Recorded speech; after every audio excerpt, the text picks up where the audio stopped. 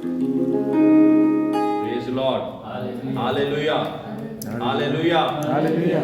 सब अपना संपूर्ण मन तन धन परमेश्वर की ओर इस समय लगाएंगे, क्योंकि परमेश्वर का ये समय है, ये बेशकीमती मौका हमको मिला है।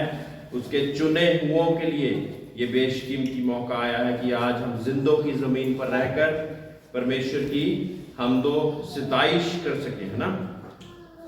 और हम आज जो सीखने जा रहे हैं वो पहला तिमोथी का पहला चैप्टर या कि पहला पाठ के बीच में से हम पढ़ने जा रहे हैं, ठीक है। और कृपया करके पुरानी चीजें जिनको नहीं याद है वो पुराने वीडियो को देखकर परमेश्वर के नाम से उन सारी चीजों के बारे में सीखते रहें, ठीक है। बच्चों को कृपया करके आराम से बिठा के रखें। तो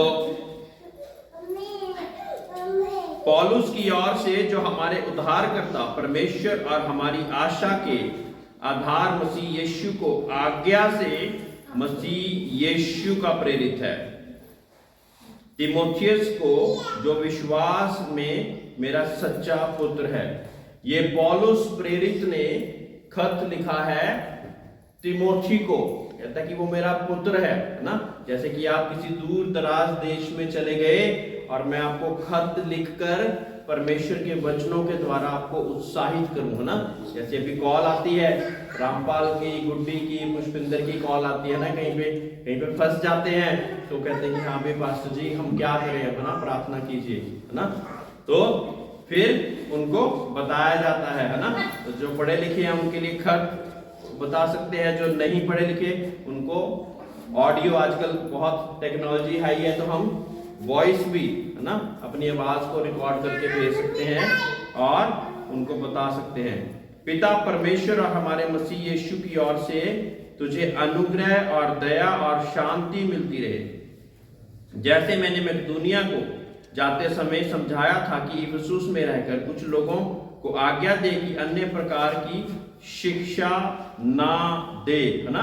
तो वो क्या बता रहा है, वो तिमोथी को बता रहा है कि अन्य प्रकार की शिक्षा, मतलब जो इस बाइबल में नहीं है उस प्रकार की शिक्षा देने को मना करा हुआ है ना।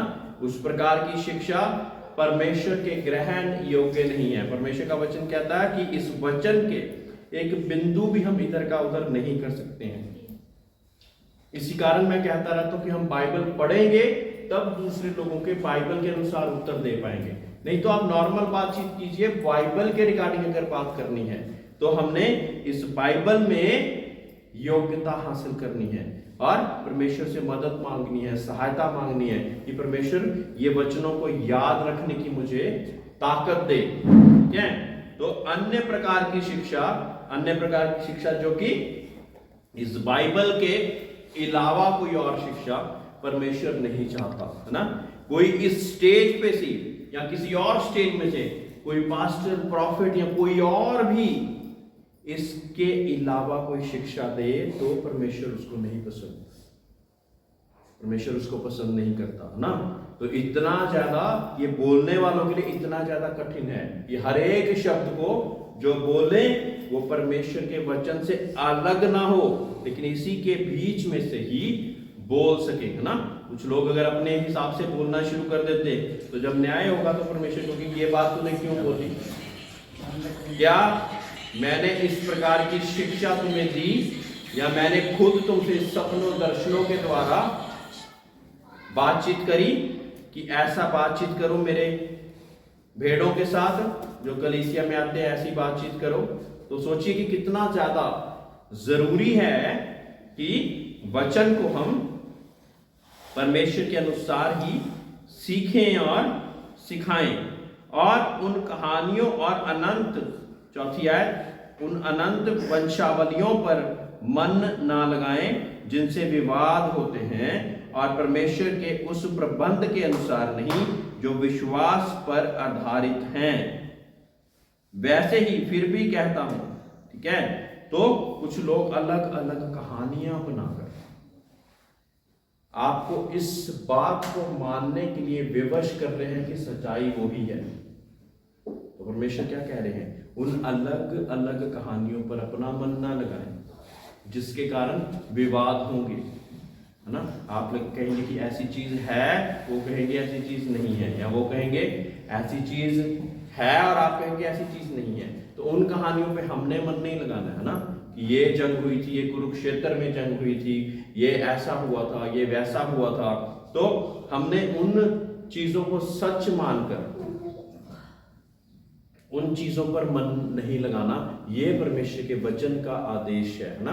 तो यही आदेश मैं आप लोगों को बता रहा कि कोई भी और कहानी बाइबल के अलावा वंशावलियों की कहानियां बता दी या कोई और ऐसी कहानी बता दी, उसमें हमने मन नहीं लगाना, जिससे वाद विवाद होता है। उन पर नहीं, जो विश्वास पर आधारित है ना। तो जो विश्वास बाइबल का है उसी पर हमने मन लगाना है, इसके अलावा और कोई भी चीज पर हमने मन नहीं लगाना। Praise the Lord. वैसे ही फिर भी कहता हूं, आज्ञा का सारांश ये है कि शुद्ध मन और अच्छे विवेक और कपट रहित विश्वास से उत्पन्न हो। क्या लिखा है? आज्ञा का सारांश क्या है? शुद्ध मन। क्या है? शुद्ध मन। शुद्ध मन। और आगे क्या लिखा है? विश्वास अच्छा विवेक हैं? अच्छे विवेक और कपट रहित अच्छा विवेक और कपट रहित विश्वास से प्रेम उत्पन्न हो, है ना। कपट रहित विश्वास से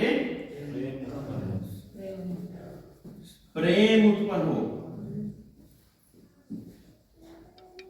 ठीक है, कुछ और नहीं, हमारा शुद्ध मन के साथ, अच्छे विवेक के साथ, कपट रहित विश्वास के साथ प्रेम को उत्पन्न करना है। कई लोग प्रेम तो करते हैं, लेकिन उनके पीछे कोई ना कोई कारण होता है। मुझे कोई फायदा देगा इसलिए मैं उसको प्रेम करता हूं, अगर वो मुझे फायदा नहीं देगा तो वो प्रेम नहीं करेगा। ये तो पीछे कपट छुपा हुआ है ना। मैं प्रेम करता हूं ना। हम कई बार कई ऑफिसों के बड़े बड़े बिल्डरों के पास जाते तो उन वो जो मेन मालिक होता है ना, उनके जाके लोग पांव हाथ लगा रहे हैं, उनके कदमों में ही बैठ जाएंगे, और जब बाहर निकलेंगे उन्हीं को गालियां दे रहे होते। तो हम तो आपको दुआ सलाम भी नहीं कर रहे, आपके पांव भी नहीं छू रहे, लेकिन आप उनसे ज्यादा हम आपके साथ खड़े हो जाएं। जब कोई समस्या आए शायद हम आपके साथ खड़े हो जाएं, लेकिन वो क्या कर रहे हैं? दिखा तो ऐसा रहे हैं कि प्रेम बहुत सारी चीजें है ना, उनके कदमों में ही बैठे रहेंगे, है ऐसे हाथ पैर दबाने शुरू कर देंगे। ठीक है, लेकिन पीछे कपट है। ठीक है, पीछे कपट छुपा हुआ है। वो प्रेम इसलिए दिखा रहे हैं कि पीछे कपट छुपा हुआ है और कोई फायदा चाहते हैं, उस वजह से वो चाहते हैं ना। तो हमारा परमेश्वर हमें क्या आदेश दे रहा है कि शुद्ध मन के साथ, अच्छा विवेक रखते हुए, कपट रहित विश्वास के साथ हमने प्रेम करना है ना। तो ये सारी चीजें पूरी करने के लिए हमें परमेश्वर की ताकत चाहिए, है ना, कि ऐसी कोई भी बात जो कि परमेश्वर के अनुसार नहीं है, उसके अनुसार हम नहीं, है ना।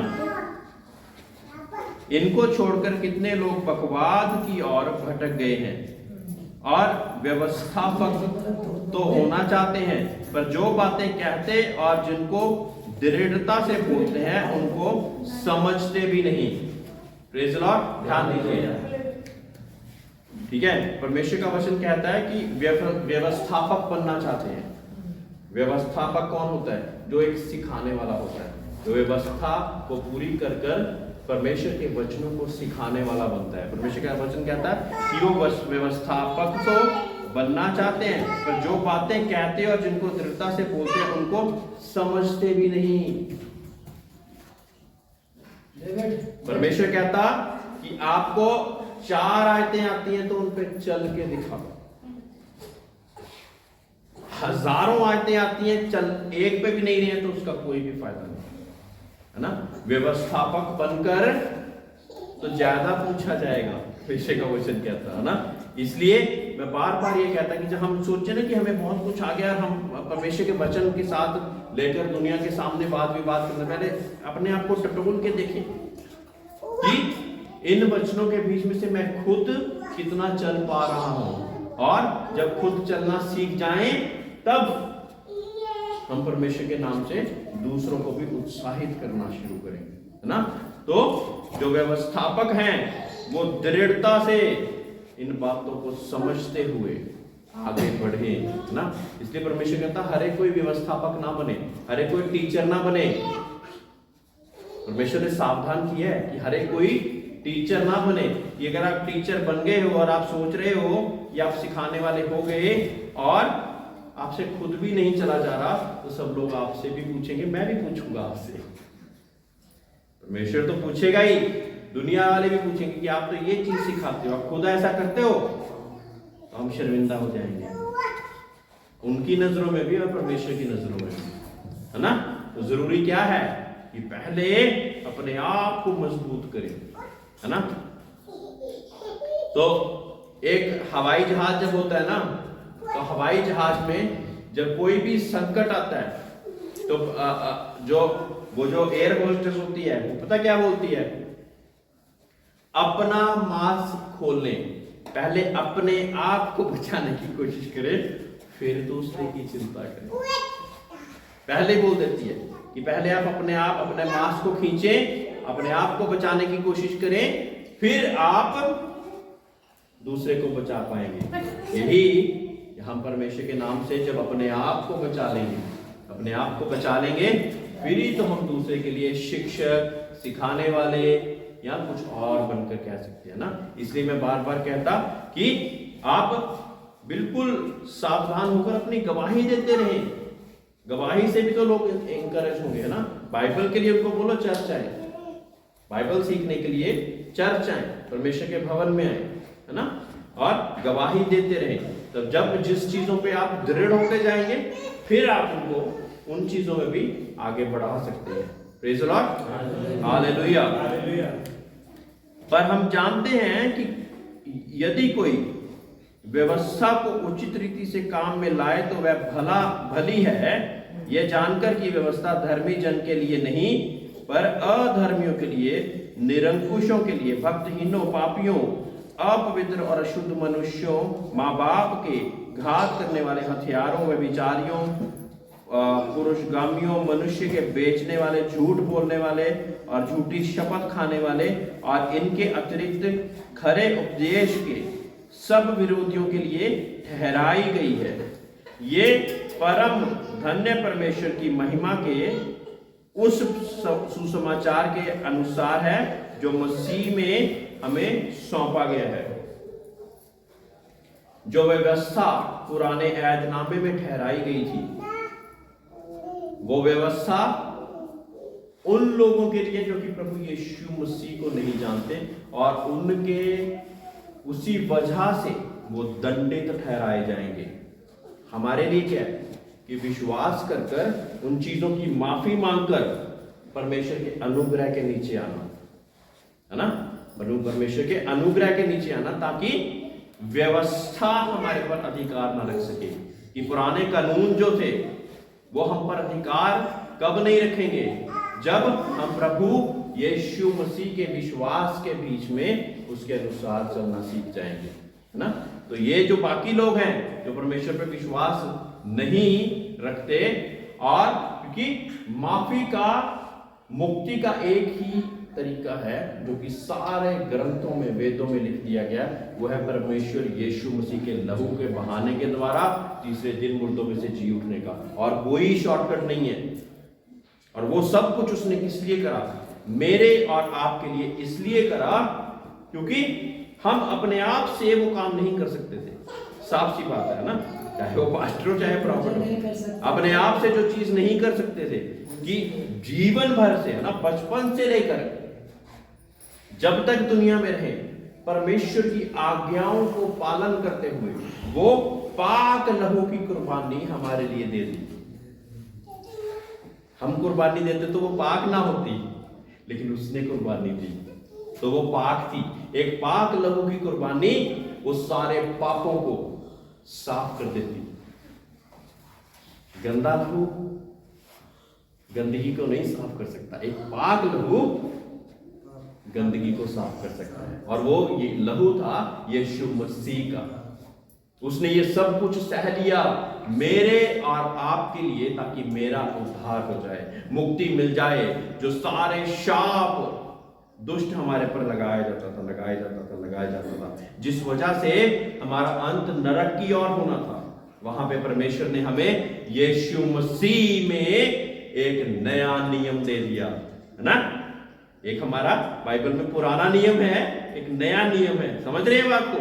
तो वो प्रभु यीशु मसीह में जब हम आ जाते तो हमें प्रभु यीशु मसीह के द्वारा, अनुग्रह के द्वारा हमारा उद्धार हुआ है।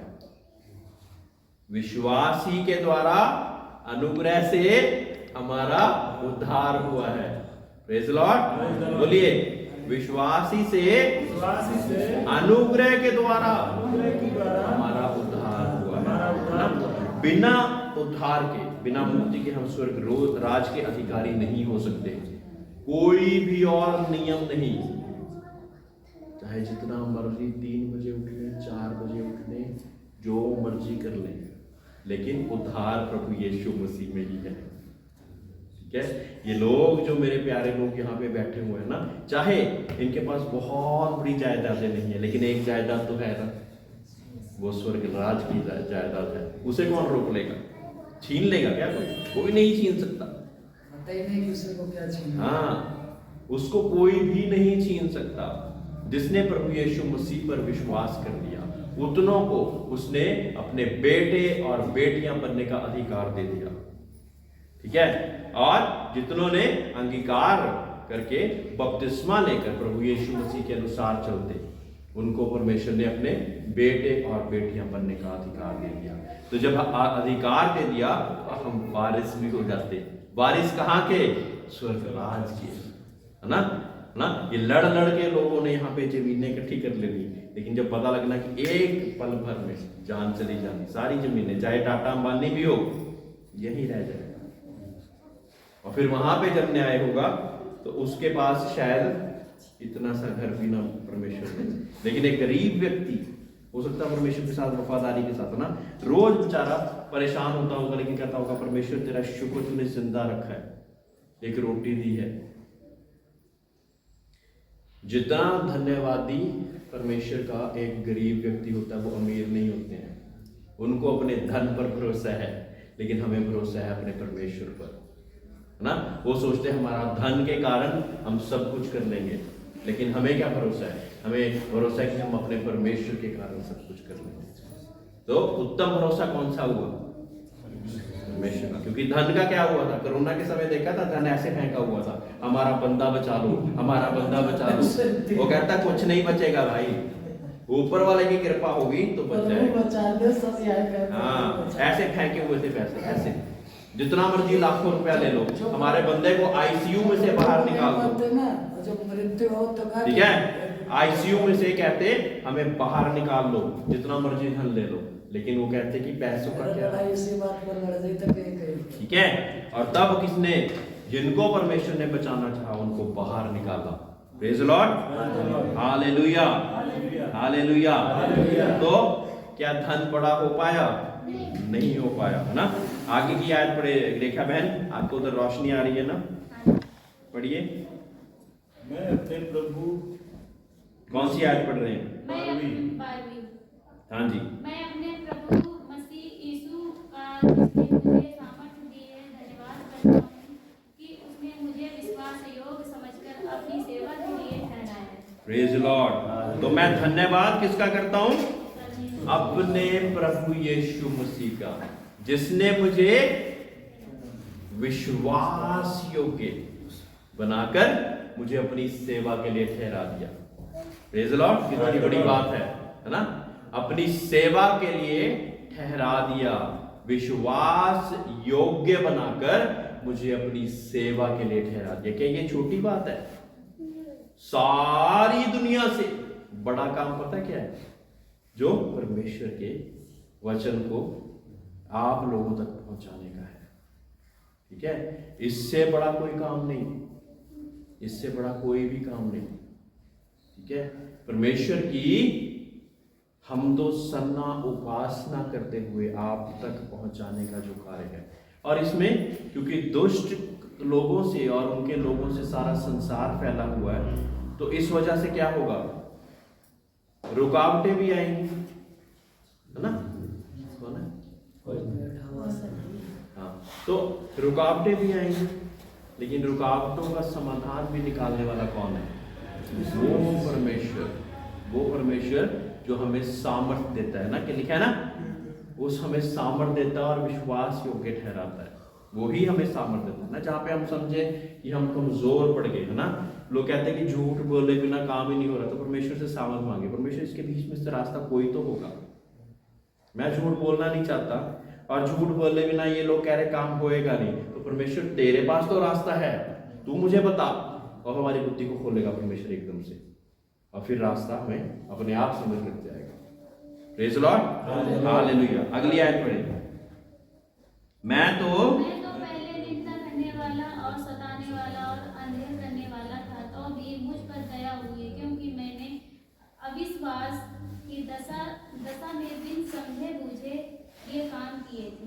Praise the Lord. और ये सोचिए कि ये पौलुस प्रेरित, जिसने नए ऐदनामे की 27 पुस्तकों में से सबसे ज्यादा पुस्तकें उसी ने लिखी हैं, वो कह रहा है अपने आप को, तो कितना नम्र होके कह रहा है ना। यहाँ पे कोई एक पुस्तक लिख लेता है तो वो कहता कि मैं तो भाई बहुत बड़ा राइटर हो गया।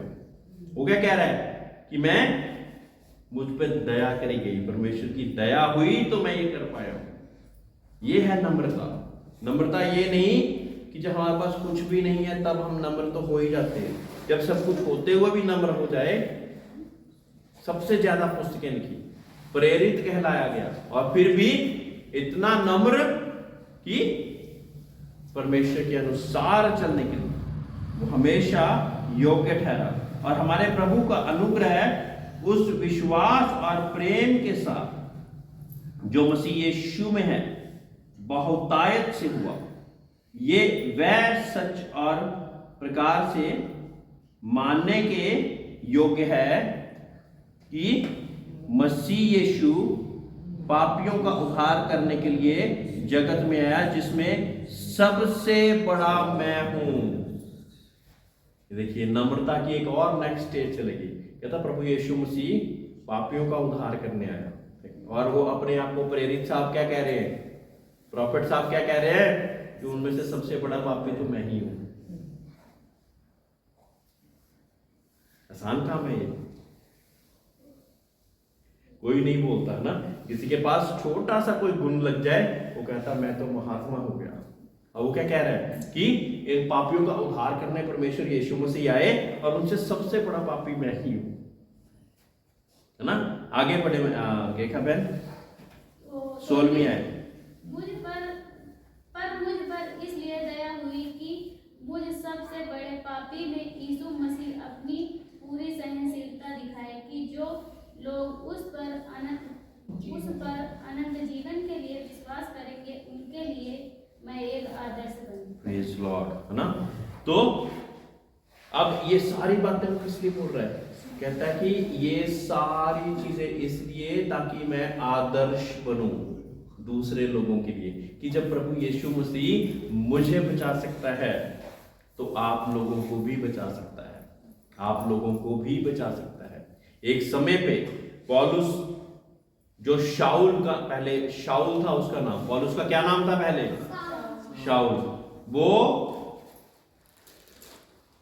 क्रिश्चियन लोगों को घरों से निकाल के मारा करता था, ठीक है। और यहूदी था, जिस गोत्र से प्रभु यीशु मसीह का जन्म हुआ, यहूदी वही उसी गोत्र का था। लेकिन जो प्रभु यीशु मसीह को मानते थे, यहोवा जो पुराने नामे का परमेश्वर था उसको नहीं, उसको तो मानते थे यहूदी लोग, लेकिन प्रभु यीशु मसीह में जिसने हमारे लिए उद्धार का रास्ता बनाया उसको नहीं मानते थे। इजरायली लोग अभी भी नहीं मानते, कई लोग नहीं मानते, कुछ लोग मान रहे हैं आस्ते आस्ते कि प्रभु यीशु मसीह आके उद्धारकर्ता के रूप में उसका जन्म हो चुका और वो स्वर्ग में जा चुका। इस बात को यहूदी लोग, कई लोग अभी तक नहीं मानते। लेकिन जब इसको दमास्कस के रास्ते में शाऊल को प्रभु के दर्शन हुए तो उसने पता क्या कहा, प्रभु के जब दर्शन, एक बड़ी गहरी ज्योति, उसको आंख चुंधिया गई, उसकी आंख चुंधिया गई। ठीक है, जब ऐसा हुआ तो क्या हुआ, जब ऐसा हुआ तो क्या हुआ, उसकी आंख वो देख नहीं पा रहा था, है ना, और जब वो देख नहीं पा रहा था तो उसने उस रोशनी से पूछा, क्योंकि प्रभु को तो देख नहीं पा रहा था, उस रोशनी से पूछा कि तू कौन है। फिर प्रभु यीशु मसीह की आवाज उस रोशनी के बीच में से आई, कहता मैं वही प्रभु हूं जिसको तू सता रहा है। अब सता किसको रहा था, वो प्रभु को स्वर्ग में बैठे तो नहीं सता रहा था, उसके लोगों को सता रहा था। और प्रभु हमसे इतना प्रेम करता कि जो कहता कि जो मेरे लोगों को सताता है ना, वो मेरी आंख की पुतली को छू रहा है, सावधान। वहां पे पौलुस को भी यही बात कहा, शाऊल को, जो शाऊल था पहले, क्या कहा, तू मुझे क्यों सताता है। उसने ये कहा कि मेरे लोगों को क्यों सताता है, ये नहीं बोला तू मुझे क्यों सता रहा है। कहता मैंने तुझे कब सताया, कहता कि तू मेरे लोगों को जो मेरे प्रचार के अनुसार चलते हैं उनको तू सताता। हाथ जोड़ लिए उसने, कहता कि प्रभु मुझे बता मैं क्या करूं। कहता अभी तेरी आंखें चुंधिया गई हैं, तू अब वहां पे जा, उस क्षेत्र में जा, वहां पे कुछ देर ठहर, मैं तुझे बताऊंगा आगे क्या करना है। कहता मैं पूरा जीवन भर, कहता मैं जिंदगी हो मौत हो, कहता आप ही की उपासना करूंगा, चाहे मेरा ये काट दिया जाए, चाहे जो मर्जी हो जाए, मैं जीऊं। हमने गाना गाया ना, मैं जीऊं तो या मरूं। ये पौलुस नहीं बोल रही थी बात, जो शाऊल था, जब परमेश्वर ने उसको बदल डाला तो उसका नाम पौलुस हो गया। क्या हो गया, है ना, शाऊल का नाम क्या हो गया, पौलुस हो गया। और पौलुस ने फिर उसके बाद सबसे ज्यादा नए ऐदनामे की पुस्तकें लिखी, है ना। और वो क्या कह रहा है कि मैं ही सबसे बड़ा पापी, इस कारण कहता है वो कि मैं सबसे बड़ा पापी। और ये सारी पुस्तकें लिखने के बाद भी ये बोल रहा है कि मुझे जब परमेश्वर बचा सकता है, मुझे दर्शन देके उसने बचा सकता है, तो आप लोगों को भी बचा सकता है। Praise Lord.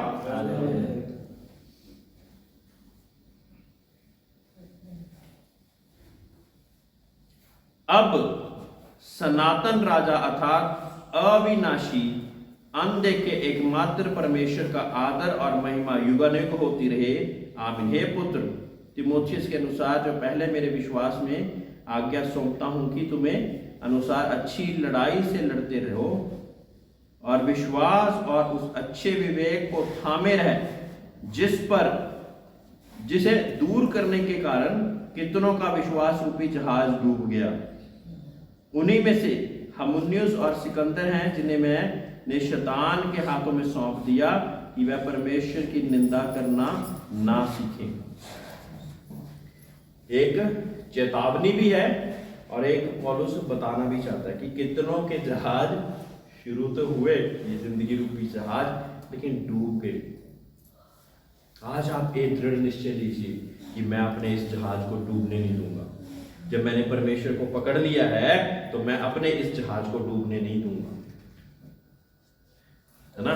तो परमेश्वर का एक बड़ा मकसद है जिस वजह से आप यहां पे इकट्ठे हैं, है ना। परमेश्वर ने बहुत बड़े बड़े समझदारों को नहीं, परमेश्वर कहता कि मैंने निकम्मे लोगों को चुन लिया ताकि बुद्धिमानों को शर्मिंदा कर सके। Praise the Lord, praise the Lord.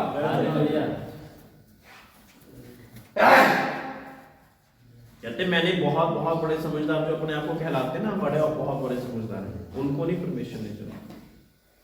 मैंने कहता जो संसार के सताए हुए हैं, जो अपने आप को बुद्धिमान नहीं कहते, जो कहते हैं कि हम बिल्कुल एक नॉर्मल इंसान है, निकम्मे से लोग हैं, हमारे बीच में तो कोई ताकत नहीं, कोई लियाकत नहीं, उनको क्या परमेश्वर कहता कि मैंने उनको चुन लिया था कि बुद्धिमानों को शर्मिंदा करते, और ऐसा कर भी रहे हैं।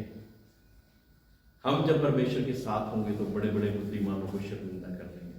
लेकिन हमेशा मैं एक बात बोलता कि परमेश्वर की सेवा अकेले नहीं, उसको साथ लेके करनी है। ये नहीं है कहना कि हम मैं परमेश्वर के साथ, लेकिन परमेश्वर साथ ही नहीं है।